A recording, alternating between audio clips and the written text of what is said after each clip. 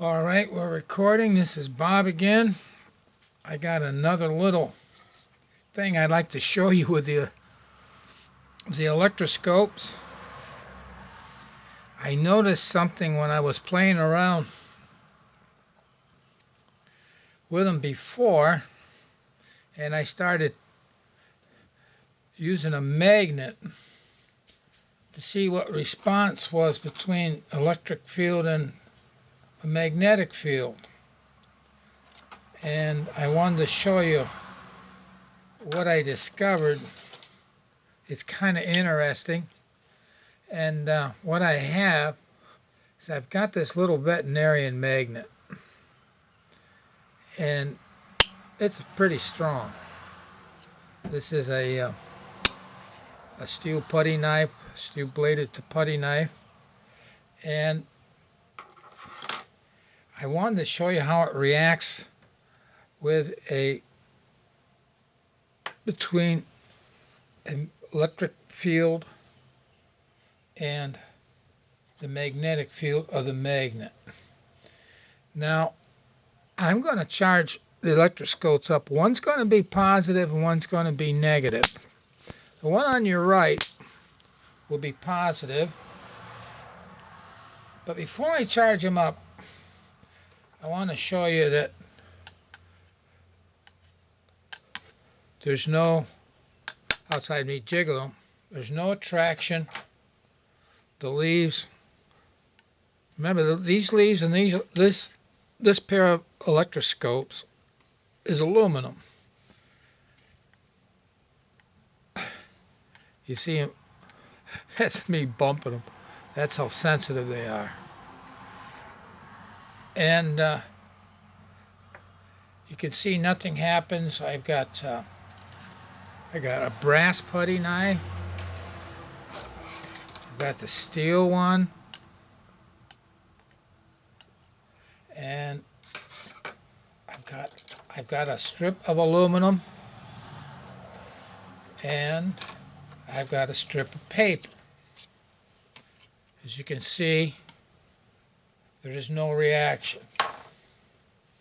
So, what I am going to do is I'm going to charge up the electroscopes with I'm going to use a jumper over to the Wimhurst. First, I'll charge up the positive one. Now, I'm going to charge up the negative one. The reason I have them, they're staggered because otherwise the leaves will repel. You can see how strong that is. Okay, now, the reason I know that the one in front, I'll show you their opposite charge by using the electrofluorescence. You see it repels, that means, and I know the electrofluorescence is positive, and this one will track. Okay. Now this, you see how it's attracted to the paper? Even though the paper is neutral, there's an attraction here. Let me recharge them. The stronger the charge, the better the response. And you got to make sure you make contact, otherwise well, I went through that before. Did you see? That's just neutral paper. There's nothing there. That's just the attraction. Because remember, the first thing when electric field is generated, it'll respond to any material. And what it's responding to, now it doesn't matter whether it's positive or negative, they'll do the same thing. See how that pulls? This one will pull. It'll pull that way. That one. This one will pull, but it's up against the plastic. That's brass. Now we'll use the steel one. You get the same response. The electric field is attracted to it. On the negative, on the positive charge leaves, it's attracting the electrons in the blade, and then the negative leaves, it's pushing the electrons away, shifting them, and being drawn to, which makes the blade more positively, exposes the positive charge, and that's attracted to it. Same thing with the aluminum, but I'm losing my charge. I don't have, there we go. I wish, oh, you. I know why it's doing that, because it's too close to the, I'll do it that way then. Let's see. Now you got to remember the plastic is of the jar is being stressed too, and I believe I've mentioned the fact that once that plastic is stressed, it likes to stay that way, and that's just what's happening. This, you can see the aluminum is pulls the lead. Okay, now we know they call it electromagnetic, but remember the electric field.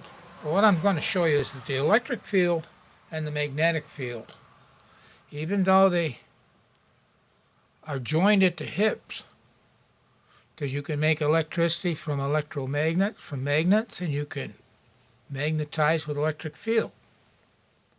But I'm going to use the magnet now.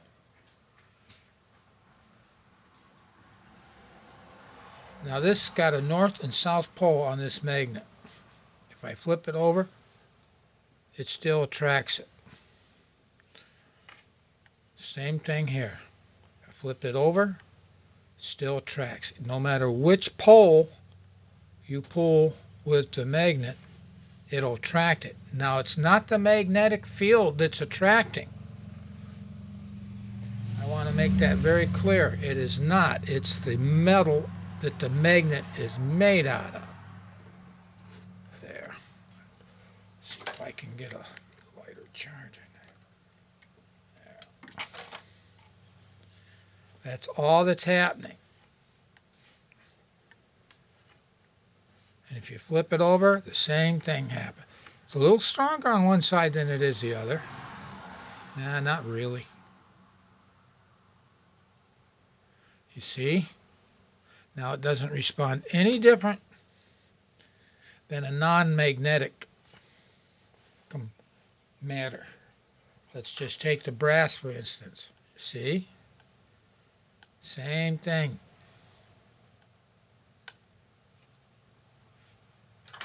Now maybe if this...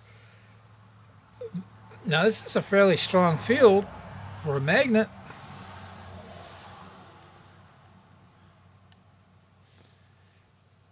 But it's really the metal in the magnet that it is responding to. And I'll show you that. And we know that, now remember, the aluminum strips are made, the aluminum leaves in the electroscope are made out of aluminum, just light kitchen foil, tin foil, Reynolds aluminum. And you're getting a slight attraction. You say, I'm moving it. Yeah, you know why?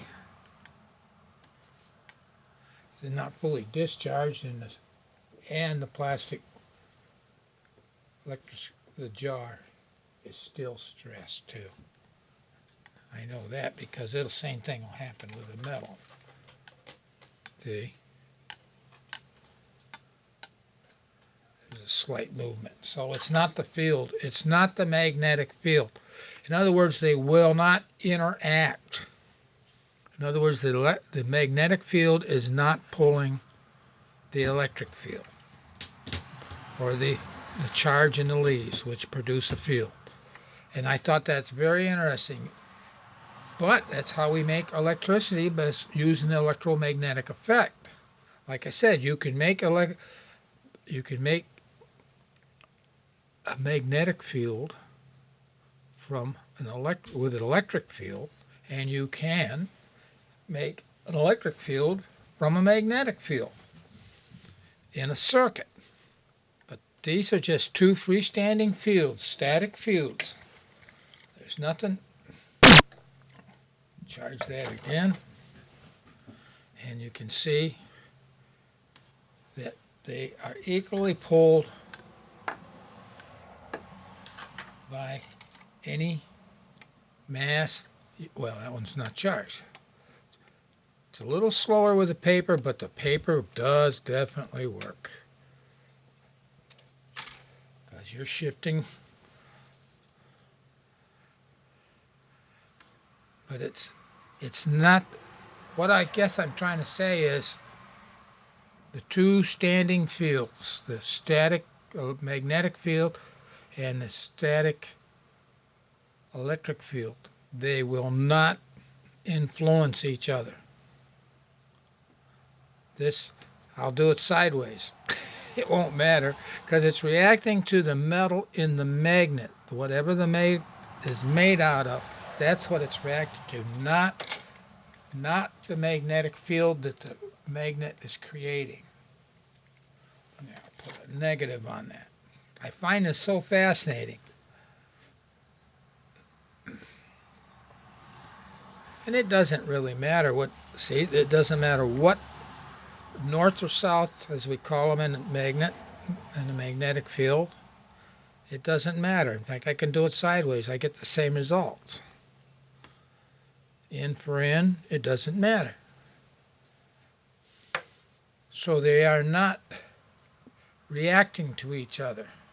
And that's explained in a circuit. When you have current moving through a wire, the field around it, they show the electric field is 90 degrees to the center line of the wire or the circuit, and so is the magnetic field. But the magnetic field and the electric field are also 90 degrees apart, but the root of the field is at the same axis, but they're 90 degrees apart. And I just thought that was interesting. This might be this is just an interesting thing. It doesn't mean anything. Well, it means a lot. But if you're study like I do, you love to study electricity, being a hobbyist in static electricity, it's just a lot of fun. And I just kind of noticed this, and I wanted to do a video on it and show you that the magnetic field. Now, you could say, well, maybe it wasn't just strong enough field. That's possible. I got a pretty strong field on the leaves, because this is a 70,000 volt potential on the Wimhurst, but it is also these are a very strong nickel cad, I believe, or whatever they like to call that. For its size, it's a very strong magnet. Anyways, I just thought you'd be interested in that.